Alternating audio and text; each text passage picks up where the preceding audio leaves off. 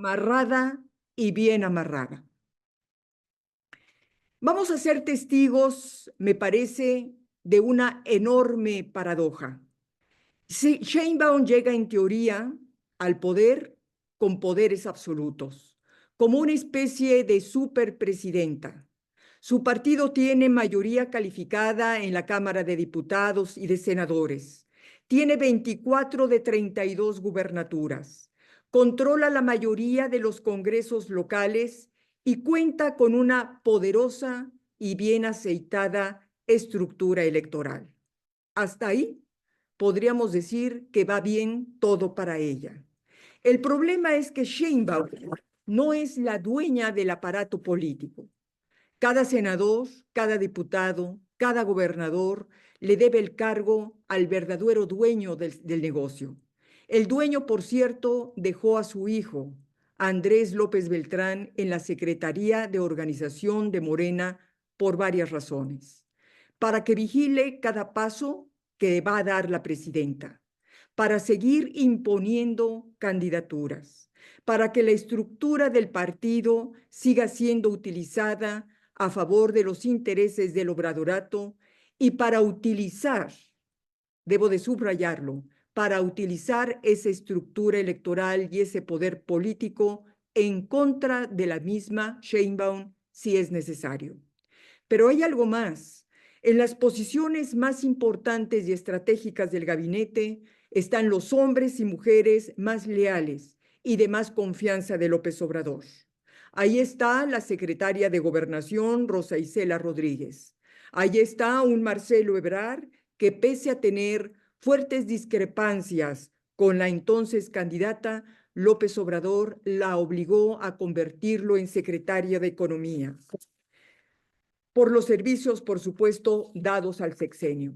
Ahí está un Mario Delgado, el principal operador del expresidente en las cañerías del Huachicol, y ahí está de la función pública. Y ahí está también un Rogelio Ramírez Lao, quien, por cierto, ya no haya la hora de... Termina la cosa. Mencionaba yo que Ramírez de la O, el actual secretario de Hacienda, ya no hay a la hora en cual terminar su mandato de irse, de pedir licencia, porque no coincide con los criterios económicos de la presidencia. Pero ahí no termina la cosa. El pronóstico es que Sheinbaum puede quedar atrapada entre los más radicales y los más moderados de su gobierno y de su partido. El peso de la realidad puede obligarla a tomar decisiones más mesuradas que no van a gustar a los que quieren llevar las reformas constitucionales al extremo para hacer de México un país totalitario, por no hablar de una dictadura. La gran pregunta que nos hacemos a 9 días es: ¿quién es Claudia? ¿Y quién es Claudia? Su postura tajante de que la reforma judicial y la elección de jueces debe de cumplirse, cueste lo que cueste, entra en conflicto con lo que prometió en su discurso de rendición de protesta. Ahí y también en el Zócalo, se acordarán, trató de tranquilizar a los mercados nacionales y extranjeros al decir que será respetuosa de las inversiones internacionales y nacionales. Ella sabe, o debería de saberlo, que la aprobación de la reforma al Poder Judicial y la sobrerepresentación torcida e inconstitucional que tiene Morena en el Congreso ha provocado desconfianza, incertidumbre y un mal, pésimo entorno de inversión en México. La mayoría legislativa que tiene el partido en el poder para hacer reformas arbitrarias a la Constitución, más una reforma judicial que acaba con la división de poderes, ha encendido los focos rojos tanto en el ámbito económico nacional como extranjero. La consigna primera y más importante que recibió Sheinbaum de López Obrador es que la elección de jueces, ministros y magistrados se lleve a cabo tal y como fue diseñada. ¿Por qué? porque todos sabemos que de ello depende la consolidación del proyecto político del obradorato.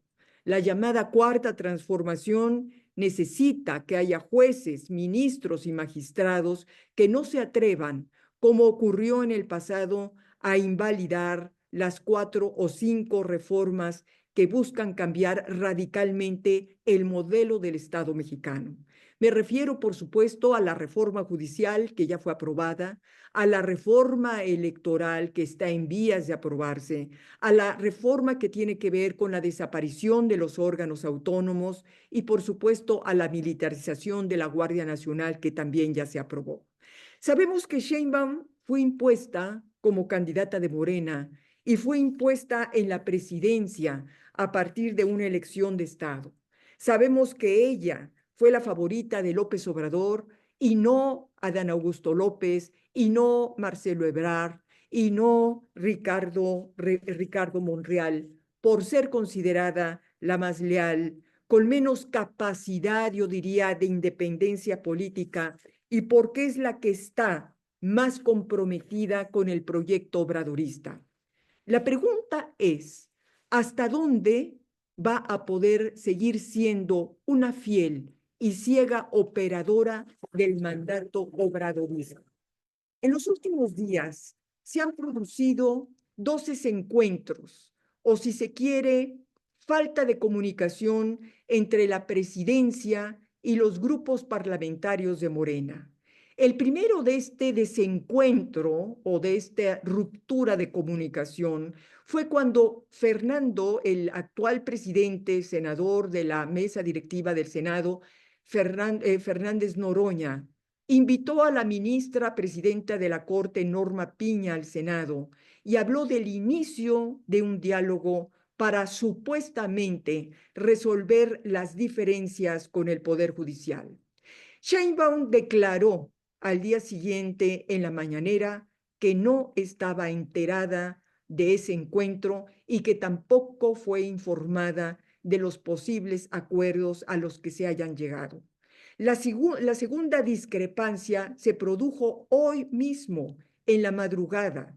Los diputados de Morena aprobaron un transitorio donde se señala que el Estado mexicano no está obligado a invertir en energías limpias.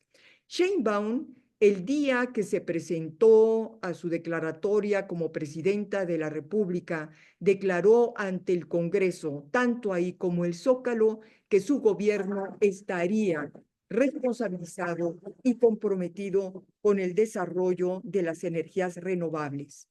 Yo me pregunto si quién es el que está dictando órdenes a los grupos parlamentarios de Morena.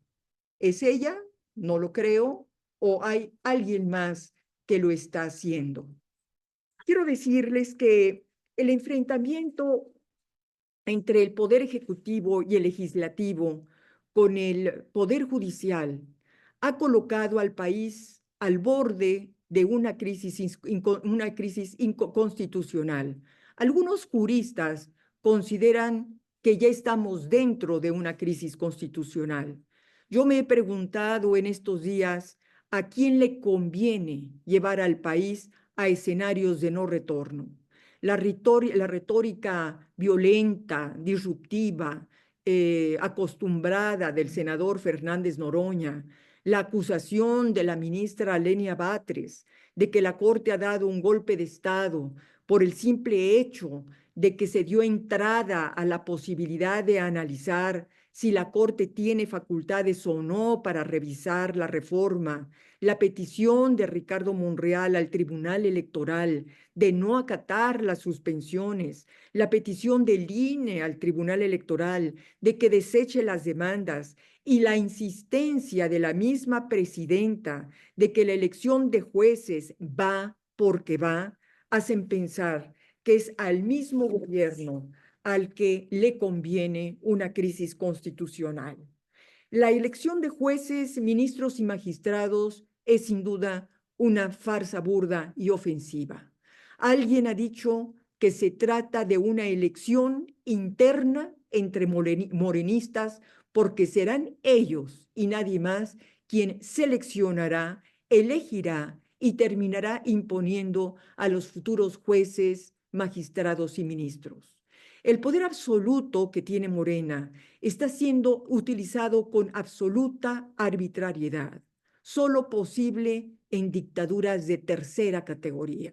Nos queda cada vez más claro que la Constitución del 17 les estorba y que inventarían la forma para derogarla, por supuesto ilegal, para derogarla y redactar otra como un traje a la medida.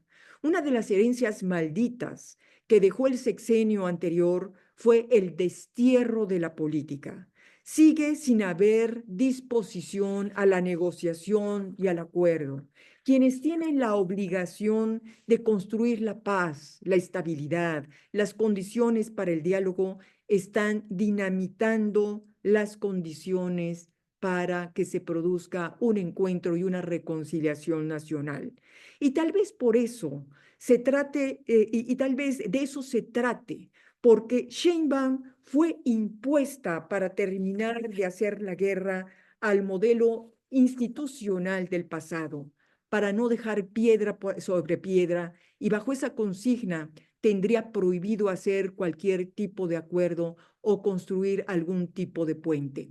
La crisis constitucional ya tuvo una consecuencia, o yo diría más, este desconocimiento, este menosprecio del Estado de Derecho, esta ofensa y esta campaña negra que comenzó a construirse en contra de los jueces y del Poder Judicial desde el sexenio anterior, ya comienza a tener claros resultados.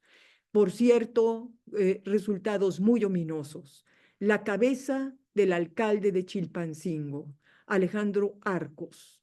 ¿Por qué?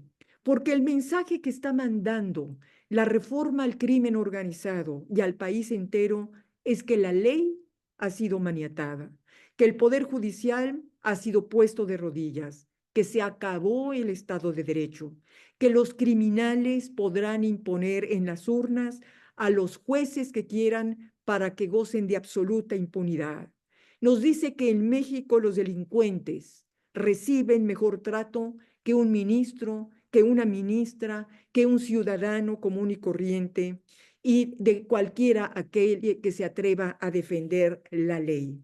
La destrucción premeditada del Poder Judicial entra, por ciento, en contradicción con la violencia que hay en el país, con los 100 o 200 asesinatos que se cometen diariamente, con el impresionante incremento de casos de extorsión y cobro de pisos que que hubo en el sexenio anterior. Coparmex, por ejemplo, señala que más del 50% de sus socios han sido víctimas de extorsión durante el último año. Ustedes que viven en Veracruz, muchos de los que ustedes que viven en Veracruz saben de lo que estoy hablando. Es incomprensible que en un país donde el crimen organizado ha logrado penetrar gobiernos e instituciones, que controla municipios, pueblos, carreteras, y exista una reforma judicial que pretende tener jueces, ministros y magistrados improvisados y sin carrera judicial. Por cierto, el proyecto de seguridad, no sé qué les haya parecido a ustedes, que presentó el día de ayer Omar García Harfuch, dejó, en mi opinión, mucho a deber.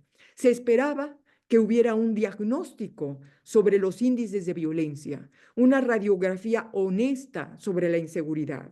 Prefirieron hacer una presentación ejecutiva poco novedosa y nada esperanzadora. Supongo que para el nuevo gobierno lo importante era evitar que uno de los más importantes fracasos de López Obrador, que fueron los abrazos, no balazos, no tuviera mayor publicidad. O no vaya a ser que para este gobierno, como para la anterior, lo más importante sea la tolerancia y la complicidad al crimen, quien fue y es un importante operador electoral de Morena. Sheinbaum entonces tiene varios cartuchos de dinamita que puede hacer estallar la estabilidad de su gobierno. Creo que la presidenta está inmersa en una serie de confusiones. Quienes la conocen la definen como una mujer terca, dogmática, de mecha corta, casada con ideas de las cuales no se mueve. Se dice demócrata, pero no entiende que la democracia no se circunscribe a repartir apoyos sociales. Advierto que no entiende el significado de tener una actitud republicana, que está obligada a utilizar la política para reconciliar al país y para sentarse con todas las fuerzas opositoras, por mínimas o disminuidas que se encuentren. Hoy en la mañana dijo que no recibiría ni tendría un encuentro con los ministros de la Corte, que estaban obligados a aceptar la reforma judicial. Quienes se formaron en la cultura política del pasado aseguran que ella se deslindará dentro de muy poco tiempo de López Obrador, que así lo hicieron los presidentes del PRI. Creo que las reglas y las condiciones actuales son totalmente distintas. Aquí no hay un partido institucional, aquí hay un partido personal que no responde al legado y a los principios de una revolución social, sino al proyecto personal de un solo hombre. Si ese hombre considera que su sucesora lo traiciona o que tiene aires de autonomía, hará lo necesario para desestabilizarla. Como decía el expresidente de Francia, François Mitterrand, el poder lo tiene quien tiene el control de los hilos y sin duda ese control lo tiene el Obra Dorado. A mí, y solamente para concluir y dar paso a lo que ustedes consideren, quiero decirles que el tema que más me preocupa, tal vez por ser periodista, es el tema de las libertades. Ahí veo un importante riesgo. Aunque ha prometido Sheinbaum respetar la libertad de expresión, la libertad de religiones, la libertad de asociaciones, hay señales que indican absolutamente lo contrario. Durante los últimos meses han sido despedidos de los principales medios de comunicación, tanto nacionales como estatales, a importantes analistas, periodistas que se han caracterizado por ser críticos. Las líneas editorial de las televisoras, de las radiodifusoras y periódicos, salvo excepciones, está sometida al oficialismo. Hasta donde sabemos, no le gusta y no le entiende a la crítica. De tal manera que, bueno, para mí, pese a todos estos datos, esta información que hemos recibido desde hace varios años, de estos últimos 6 años, de todas estas señales que hemos estado recibiendo a lo largo de estos 9 días, me parece que sí, que la democracia está en riesgo, que las libertades están en riesgo y que frente a una oposición prácticamente inexistente, a la hora la palabra, la decisión está del lado de nosotros los ciudadanos que tenemos que seguir organizándonos. Héctor hace un momento recordaba efectivamente estas grandes movilizaciones que hemos tenido a lo largo de los últimos meses para defender al INE, para defender a la Corte, para defender la democracia, y creo que solamente de nosotros va a depender provocar un cambio en el país. ¿Cuándo? No lo sé. Estos señores se apropiaron de todo y muchos lo permitieron y siguen convirtiéndose en cómplices de un proyecto peligrosísimo para el futuro democrático de la nación. Muchísimas gracias y yo estoy atenta a lo que ustedes consideren. Muchas gracias, Osvaldo. Ningún mensaje, es saludar y agradecer con el cariño y la gratitud de siempre, valga la redundancia, al aliancismo veracruzano, a las aliancistas y a los aliancistas, a la convocatoria, la oportunidad y el respaldo que ha dado a la campaña y el trabajo que ha hecho por Veracruz a lo largo de muchos años. Y hoy el de poder escuchar la voz valiente, señera, documentada, que ha sido a lo largo de los últimos 6 años un referente de hacia dónde tenemos que organizarnos para poder detener esta avalancha autoritaria que lamentablemente está mermando libertades, normalidad democrática y oportunidades de desarrollo social. Así que a la licenciada Beatriz Pajés, mi reconocimiento, mi gratitud por lo que aportó políticamente a la campaña y por el esfuerzo patriótico que ha hecho por el país. En esa, en esa fila y en ese ritmo, pues estaremos siguiendo donde nos toque para tratar de proteger el legado histórico de democracia y de instituciones que debemos preservar y que debemos legar hacia el futuro. Muchas felicidades por la participación. Yo suscribo palabra por palabra de lo dicho por doña Beatriz y estamos aquí, como siempre, en gratitud y en espera de convocatoria para poder estar siempre con el alancismo veracruzano. Un saludo afectuoso a todos, especialmente a su presidente. Gracias, Osvaldo. Un saludo al diputado doctor Yunes. Muy brevemente, porque ya hablé, pero sí me da mucho gusto ver a Pepe una vez más con nosotros. Es aliancista honorario y además muy querido entre nosotros. Decirle a Beatriz que nos tienes acostumbrados a un análisis serio, siempre sustentado en información confirmada, pero que no nos dejas de impactar y de tener un renovado, muy buen sabor de boca cada vez que te escuchamos. Yo, en lo personal, Beatriz, de verdad, y no me gana el cariño, creo que hay un empate técnico entre cariño y reconocimiento, pero te lo debo decir. Agradecerle a Osvaldo Villalobos la conducción de esta reunión, destacar y agradecer a la representante del OCLE en el estado de Veracruz, que nos acompaña. Somos una asociación política estatal, una agrupación política estatal que estamos obligados a informar del OCLE de sus actividades, y qué bueno que pueda ella testificar la calidad de nuestros invitados. También agradecer a quien fue tu compañero cuando fueron fórmula los dos al Senado de la República por la Ciudad de México, José Encarnación Alfaro Cázares, que está aquí también presente, se enteró de que estarías con nosotros y fue de los primeros en levantar la mano por acompañarnos. Dicho esto, yo quisiera que si hay alguien interesado en hacer algún comentario o hacer una pregunta, con la súplica de la brevedad que no he tenido yo, la puedan tener en la pregunta para que le demos el espacio a Beatriz para que pudiera responder. Pepillo, Pepe Yunes, muchas gracias por acompañarnos. Sabes del cariño y el respeto que tenemos todos y en lo personal. Gracias.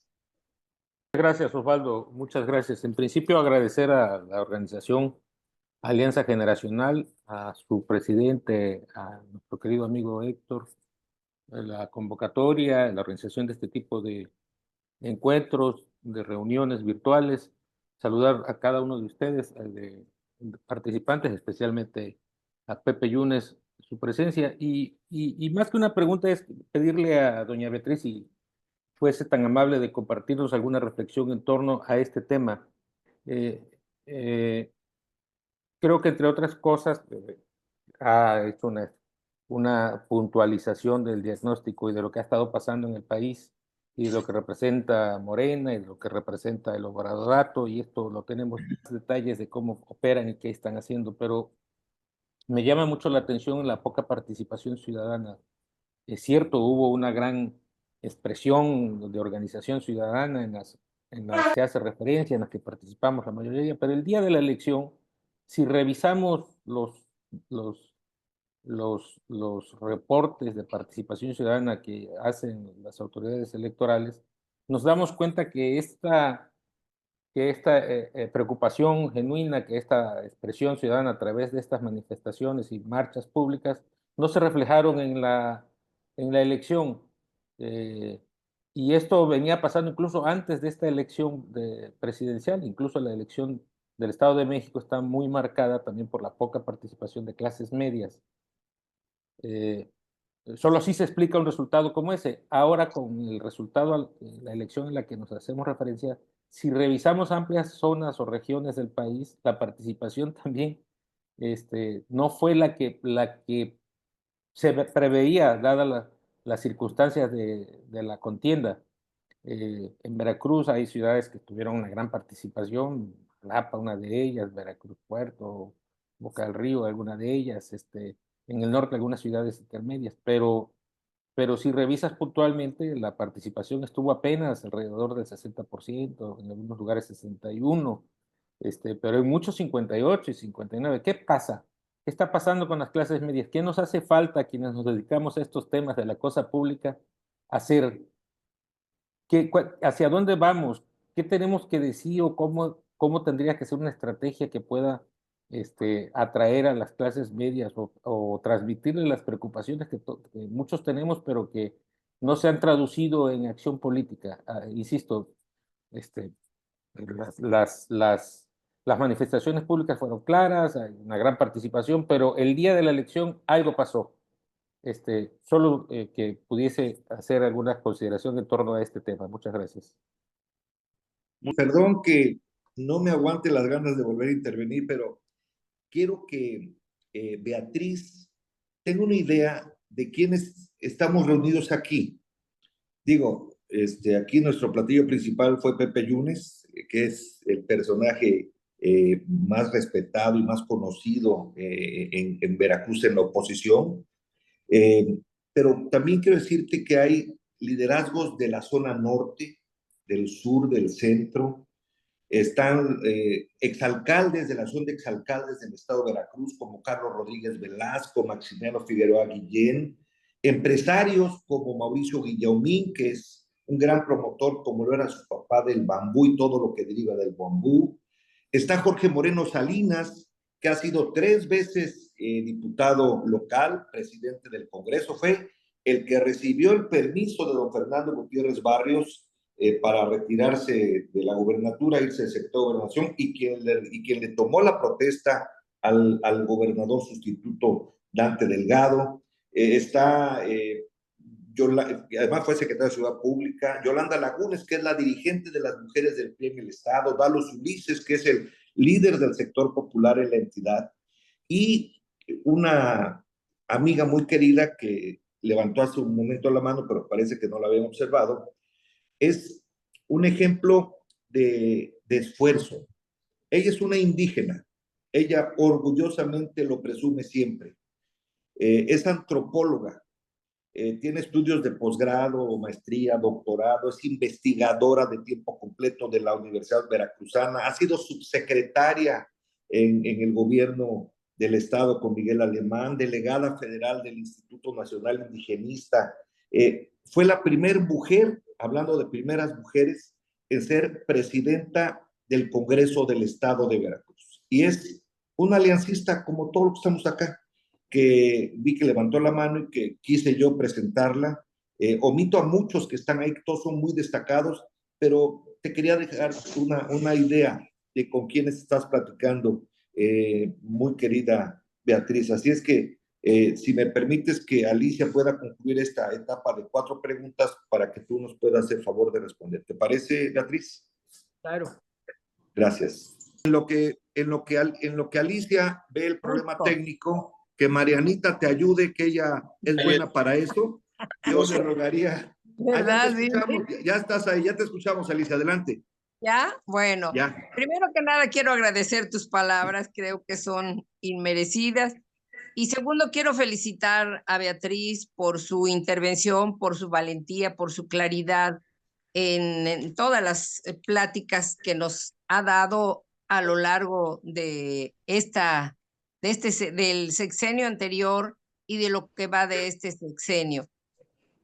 Para nadie es un secreto que la presidenta solo recibe órdenes del anterior presidente, a quien por supuesto le debe todo. Esa frase de que el pueblo manda es solo eso, una frase hueca. Pero además quiero decir que el voto del 2 de junio ni siquiera fue para Morena, fue para Andrés Manuel López Obrador. Pero yo quiero decirle a Beatriz que los hombres y las mujeres de Alianza Generacional de Veracruz estamos en pie de lucha para cambiar en lo posible la situación política, económica y de relaciones internacionales que se han visto bastante afectadas de nuestro muy querido México. Solo estamos esperando la oportunidad para que junto contigo, Héctor, podamos actuar en lo posible para que esta situación cambie. Es todo. Muchas gracias, muchas gracias. Respondo primero a Victoria, que nos pregunta qué sucederá en el tema económico. Me permitiría contestarte, Victoria, con dos ejemplos. Gerardo Esquivel, economista, alguien muy cercano al grupo de Morena, que fue ocupó un segundo cargo ahí en la Secretaría de Hacienda con Carlos Ursúa en el sexenio pasado, que fue asesor en la campaña de Claudia Sheinbaum, ha sido, sin embargo, un gran crítico de las decisiones que se están tomando en este gobierno. Ha criticado severamente el tema de la reforma al Poder Judicial. ¿Qué es lo que ha venido diciendo ello? Y lo menciono porque, bueno, él es un economista y él es un conocedor muy importante y prestigiado del tema hacendario. Nos dice que mientras que en 2023 y parte del 2024 todavía había en México un entorno favorable para la inversión nacional y extranjera, esto llegó a su fin el pasado 2 de junio. ¿Por qué? Por la forma como ganó Morena, por el hecho de que Morena haya asumido el control del Congreso, porque es un solo partido y un partido eminentemente autoritario, el que tiene la mayoría calificada para cambiar como quiera y hacer reformas a la Constitución. Este detalle, este punto, provocó no solamente nerviosismo en los mercados nacionales e internacionales, sino una profunda desconfianza y una enorme incertidumbre. Entonces, aquí ya tenemos de entrada un primer elemento, primer factor de distorsión, de ruido al futuro económico del país, que contrasta, como yo lo decía hace un momento, bueno, ¿cómo es posible que si te están diciendo que la reforma judicial, tal y como se ha venido impulsando, provoca turbulencia en los mercados y en la confianza de los inversionistas y que pone en riesgo el tratado comercial más importante que tenemos con Estados Unidos y Canadá? ¿Cómo es posible que tú, presidenta, sigas insistiendo en llevar a cabo esta reforma? Otro punto que también nos puede hablar del riesgo económico que va a enfrentar el país es lo que dijo hace unos días la candidata del Partido Demócrata en Estados Unidos, Kamala Harris. ¿Qué dijo ella? Ella dijo, yo no voté, yo voté en contra del TEMEC y considero que va a ser muy importante revisarlo. Esto quiere decir que no les está gustando tampoco lo que está sucediendo en México, donde además desde el sexenio pasado se vienen violando acuerdos, compromisos y cláusulas muy importantes del TEMEC. Una de ellas, simple y sencillamente, es la que tiene que ver con las energías limpias. Otra muy importante es la que tiene que ver con la desaparición de los órganos autónomos, específicamente con el órgano que tiene que ver con la regulación de la competencia y con las telecomunicaciones. Los analistas económicos norteamericanos han sido muy claros en esto. No nos gusta. Y además hay la amenaza por parte de este extremista como es Donald Trump, que ha venido diciendo que para él no le importaría en ningún momento tomar la decisión de cancelar el TEMEC. Ya hay también en espacios y en análisis muy serios la posibilidad que llegue a ocurrir esto. Si se cancela el TEMEC, no quiero saber en qué posición económica pueda llevar el país. Algunos dicen que México regresaría a los tiempos de la edad de piedra, por la cantidad de inversiones y de empleos que se van a perder. Entonces, bueno, yo creo que ahí de alguna manera podemos vislumbrar el riesgo que podría haber en el tema económico. Para responderle a José Tomás sobre la poca participación ciudadana, efectivamente, Tomás, yo creo que fue una enorme sorpresa lo que ocurrió el resultado del 2 de junio, donde se suponía que lo que estábamos viendo en las calles y en las plazas públicas se iba a ver reflejado en las urnas. Y efectivamente eso no ocurrió. Y no solamente eso no ocurrió, sino que gente, electores que pertenecen a la clase alta y a la clase media, votaron por Morena. ¿Qué ocurrió? Yo lo que creo es que nos faltaron dos cosas. Por un lado, nos faltó liderazgo.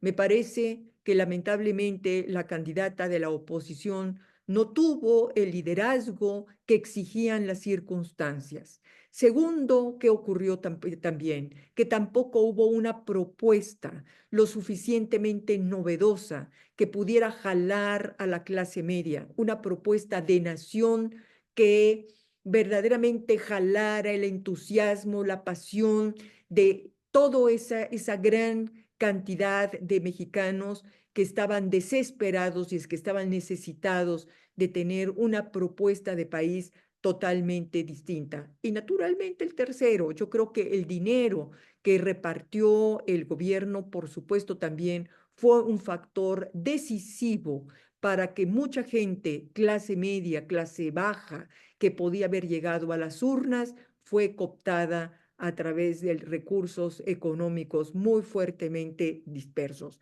¿Qué tenemos que hacer? Pues obviamente como ciudadanía tenemos que organizarnos más. Yo te diría también, José, que nos falta en este país ciudadanía. No tenemos ciudadanía, la construcción de una cultura cívica que sí existe en otros países, tipo Chile, tipo Argentina, donde a la menor provocación las mujeres, las amas de casa se organizan y salen a la calle para protestar, los estudiantes mismos para protestar, ya sea por el alza en las tarifas del transporte público, ya sea por las alzas en las tarifas de las universidades públicas, es decir, hay una respuesta ciudadana inmediata, pero además quiero agregar algo. ¿Por qué en esos países hay una respuesta tan rápida y tan organizada? Porque han vivido bajo dictaduras. Saben lo que significa eso y nosotros todavía no lo sabemos y tal parece que necesitamos llegar a ese tipo de escenarios para poder reaccionar. Cuando se llevaron a cabo las elecciones pasadas, recientes, en Venezuela, aquí en la Ciudad de México, yo vivo, la casa de ustedes está a unas cuadras de la embajada venezolana. Había una cantidad impresionante de jóvenes venezolanos asilados en el país protestando y exigiendo a gritos la caída de Maduro. Esos jóvenes no estuvieron en las elecciones mexicanas. En el proceso electoral, los jóvenes estuvieron absolutamente ausentes. ¿Qué significa? Pues significa, por un lado, que no, la oposición no logró hacerles una oferta atractiva, significa también que no estamos educando a los jóvenes de acuerdo a las necesidades sociales y políticas que en este país, que no se están construyendo liderazgos jóvenes, y significa también que tenemos una importante deuda con la construcción de una concientización ciudadana y de mayor participación. Ahí están nuestros retos. Creo que el cambio, como decía yo hace un momento, no va a venir de los partidos políticos opositores, que por cierto ya son prácticamente inexistentes, sino de lo que puede ser una asociación como esta alianza generacional que agrupa a ciudadanos, a mujeres, a hombres tan comprometidos con la democracia y con el país. El tercer punto que me pregunta Héctor es si el presidente que entra generalmente y por tradición ha roto con el anterior y si yo creo que Claudia Sheinbaum va a romper. Yo la verdad lo veo muy complicado, Héctor. Necesitaría ocurrir algo verdaderamente grave, una crisis económica muy fuerte como para que Claudia Sheinbaum tomara la decisión de recapacitar y de echar para atrás algunas de las reformas que, como he mencionado, atacan directamente la estabilidad económica. Si no ocurre algo de importancia, creo que va a ser muy difícil que Claudia Sheinbaum pueda romper con el obradorato. Y Alicia, pues sin duda, Alicia, coincido contigo, efectivamente, es muchas alianzas generacionales las que necesitamos en el país y necesitamos sobre todo llevar a cabo una pedagogía de educación cívica y de concientización. Tenemos que empezar a explicar a la gente por qué riesgosa una reforma judicial, por qué es riesgosa una reforma electoral. La gente no lo sabe. ¿Por qué? Por ejemplo, yo veo en estas movilizaciones que han venido llevando durante las últimas semanas los trabajadores, las trabajadoras del Poder Judicial, que están prácticamente solos. La sociedad no los está acompañando y no los está acompañando porque nadie le entiende al tema judicial en este país. A nadie le importa lo que pueda ocurrir con un juez, con un ministro, con un magistrado, porque simple y sencillamente no entienden de qué se trata eso. Nos ha faltado la construcción de esa cultura de la legalidad, como muchas otras culturas. Yo te diría, viene, por ejemplo, la reforma electoral. A nadie le va a importar, porque nadie entiende lo que representaría acabar con la autonomía del Instituto Nacional Electoral. Entonces, bueno, estamos aquí parados y creo que tenemos mucha tarea que hacer en el terreno de la pedagogía política. Muchas gracias. Muchas gracias por todas las atinadas e interesantes preguntas. Empiezo con Fanny. Fanny, que te veo aquí en pantalla, que eres una chica muy joven, y me parece que los jóvenes hoy tienen un importante compromiso con la democracia. Tú me dices en lo individual. Yo te diría que los jóvenes tienen la gran oportunidad de organizarse entre ustedes y construir un movimiento propio, joven, fresco, moderno, para defender una cosa muy puntual, las libertades y la democracia. Para ustedes los jóvenes, digo, para todos, por supuesto, es muy importante la libertad, pero yo creo que es un valor y un principio que sobre todo los jóvenes aprecian de manera mucho más importante. Si ustedes lograran, yo no sé si estás en la universidad, no sé si eres egresada, no sé si todavía estás estudiando, pero yo te diría que lo ideal sería que los jóvenes de todas las universidades del país pudieran construir un gran movimiento para defender esta causa tan importante y oponerse en todas las formas en contra del autoritarismo. En contraste con la ausencia que yo comentaba, que de los jóvenes a lo largo de este proceso electoral, lo que vimos de manera muy grata es que jóvenes de distintas universidades comenzaron a manifestarse para apoyar el movimiento de los trabajadores y las trabajadoras del Poder Judicial. Los jóvenes que están estudiando en las facultades de Derecho salieron a acompañar a estos jueces, a estos magistrados en contra de una reforma judicial absolutamente arbitraria. Entonces, yo te diría, ¿qué pueden hacer? Ustedes pueden hacer mucho, tomar estas causas que a ustedes les importan tanto por su juventud y para su futuro, porque además hay algo muy importante que decir.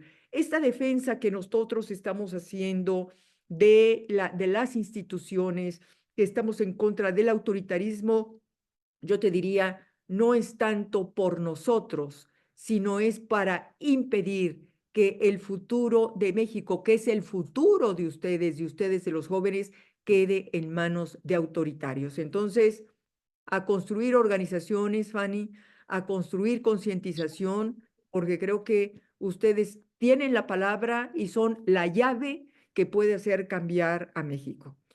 Mauricio, me preguntas, ¿qué va a pasar con las alianzas? Yo te diría, Mauricio, que creo que es un gran tema y que esto tendría que ser analizado no solamente desde lo estatal, sino desde lo municipal.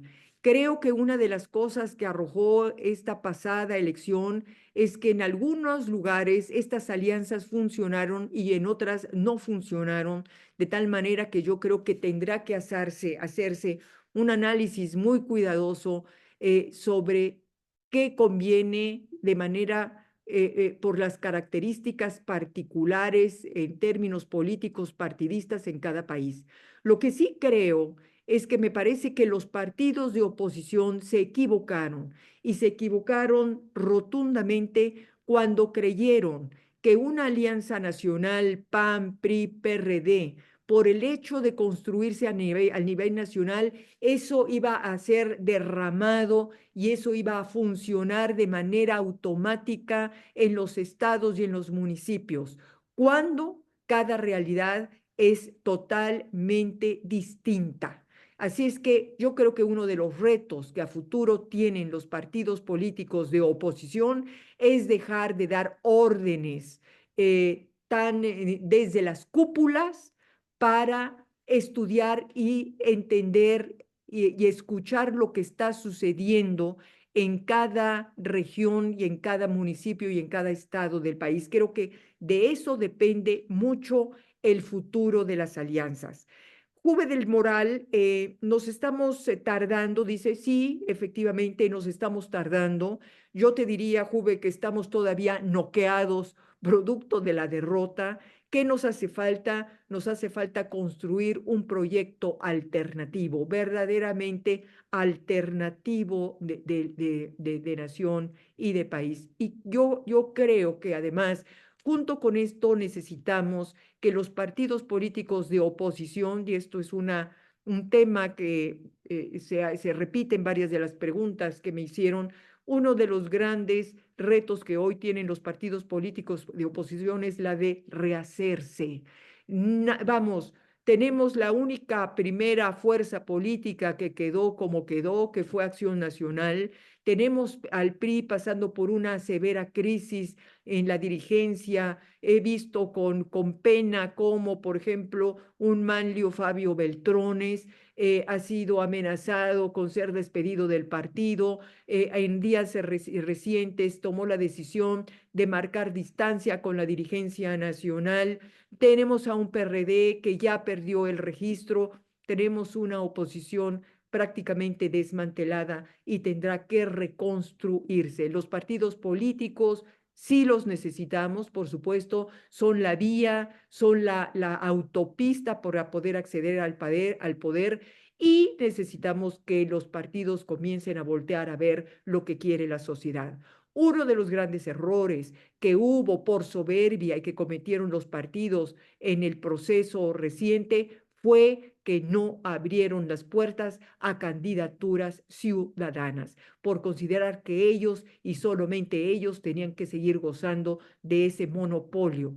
Uno de los grandes cambios que tienen que hacer es convertir a candidatos a diputados, a senadores, a alcaldes e incluso a futuro a la presidencia de la República a candidatos ciudadanos acreditados, cosa que todavía no está ocurriendo. Y Guillermo, que es un poco lo mismo, los partidos requieren modernizarse, sí, y necesitan democratizarse, y yo te diría que de alguna manera en su cultura política necesitan ciudadanizarse, dejar de mirarse el ombligo antes de los reclamos de la sociedad. La razón por la cual muchos no votaron y el abstencionismo sigue siendo tan alto en el país es porque no les gustan los partidos que existen, porque los partidos se han dedicado a replicar y a repetir caras, rostros, nombres, a ser candidatos a los compadres o a los amigos y a los cómplices, y creo que esto ya tiene harto a la ciudadanía. Jacinto nos dice, hay que analizar nuevas propuestas, acercar a los jóvenes, sin duda, ya lo dije, y por supuesto a tener la construcción de una propuesta totalmente disruptiva y novedosa. Margarita, el Frente Cívico Nacional, somos compañeras ahí, Margarita, como tú y yo sabemos, el Frente Cívico Nacional está intentando convertirse en una nueva fuerza política nacional. No sabemos Ojalá haya posibilidad, ojalá haya las condiciones para hacerlo, que se convierta en una fuerza política totalmente distinta, que lo están reclamando los mexicanos, pero tampoco no sabemos qué nos vamos a encontrar en las autoridades. Las autoridades pueden cambiar a capricho en este momento las reglas electorales para impedir la formación y el registro de partidos políticos que no le convengan. Carlos Darío, muchísimas gracias, Carlos Darío, por su comentario. Gracias de mi parte, un gusto conocerlo. Inocencio, fraude cibernético, lamentablemente, Inocencio, no tenemos manera de demostrar este fraude cibernético. Sí, he seguido el análisis, he seguido la revisión que ha hecho de las actas Pedro Ferriz junto con otro grupo de mexicanos, pero lamentablemente no tenemos los instrumentos ni las vías para poder demostrar si hubo o llegó a haber este fraude cibernético. Lo que sí quiero decir es que en las recientes elecciones de Venezuela, los venezolanos nos dieron un gran ejemplo de organización, porque ellos lograron recuperar la mayoría de las actas para demostrar que el partido de Maduro había cometido un fraude. Eso no lo hicimos nosotros. Y tampoco lo que hicieron los partidos de oposición fue enviar a cada casilla electoral a un representante de partido. Eso tampoco lo hizo la oposición y me parece que ahí hubo un enorme vacío, un gran error y una enorme falta. Rosa Isela, los partidos no designaron representante, efectivamente, y me dices, todos, dice Rosa Isela, no todos los yunes son iguales. Por supuesto que eso a mí me queda clarísimo, que no todos los yunes son iguales. Tenemos políticos yunes muy destacados, como es por supuesto el mismo Héctor, nuestro amigo, y no se diga sin duda Pepe. Pepe Yunes, con el que tuvimos la oportunidad de hacer un programa ahí especial en campaña, y yo le decía a Pepe Yunes, son políticos como tú los que se necesita para llegar a una presidencia de la República moderna y actualizada. Yo a Pepe Yunes, y yo se lo dije ahí públicamente, le dije, no te queremos solamente como candidato al gobierno del Estado, te queremos como un futuro candidato a la presidencia de la República, porque con esa suavidad y esa contundencia que te caracteriza, y esa institucionalidad es lo que necesita un país como el nuestro, que está inmerso en esta crisis tan severa y tan trágica. Y Polo, pues sí, Polo, efectivamente, los medios de comunicación, la libertad de expresión es uno de los enormes riesgos que corre en este momento. Lo que estamos viendo es que pues tal parece que a la señora Sheinbaum, las principales televisoras, las principales radiodifusoras le quieren limpiar la mesa, porque en las últimas semanas han despedido periodistas, comentaristas de los más relevantes espacios de comunicación. Vemos lamentablemente que en las mañaneras se está replicando el mismo segmento que existía en las mañaneras de López Obrador, aunque con otro nombre. Antes se decía quién es quién en las mentiras, ahora se habla de un detector de mentiras. Y el tema es seguir confrontándose, seguir exhibiendo, seguir descalificando a periodistas y medios de comunicación. Eso en una democracia es impensable. Ellos dicen que porque tienen derecho de réplica, sí, pero ellos no son ciudadanos comunes y corrientes. Ellos tienen el micrófono más fuerte, más poderoso que hay en el país. Y ningún periodista y ningún medio de comunicación tendrá el poder de influencia que tiene un presidente o una presidenta de la República. Nosotros estamos en desventaja y simplemente hacemos lo que nos toca hacer periodismo, hacer crítica en un ambiente de libertad de expresión que yo veo que cada vez se reduce peligrosamente cada vez más. Entonces, yo hasta ahí dejaría las respuestas. No puedo ser más extensa por los tiempos, pero yo ante todo agradecer muchísimo esta enorme oportunidad de conocerlos. Pajés Rebollar, agradecerle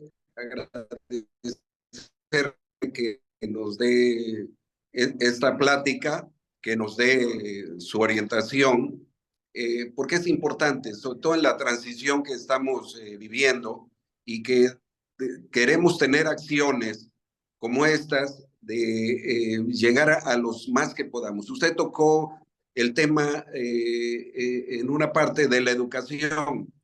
Yo creo que México es un gran país, por eso vale la pena reagruparnos.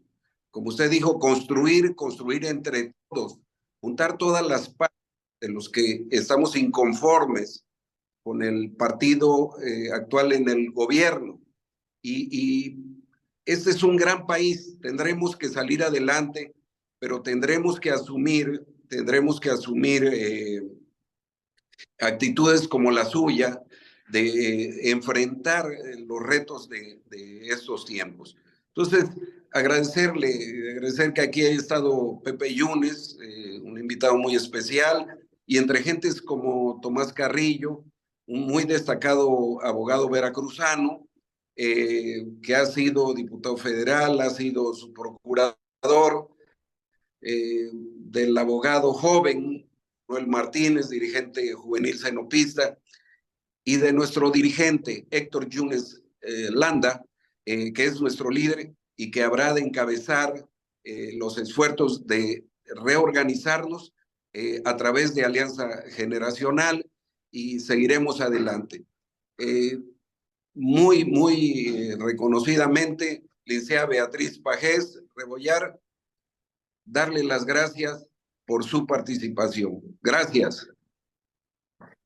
Muchas gracias. Muchas gracias. Hasta luego. Un abrazo para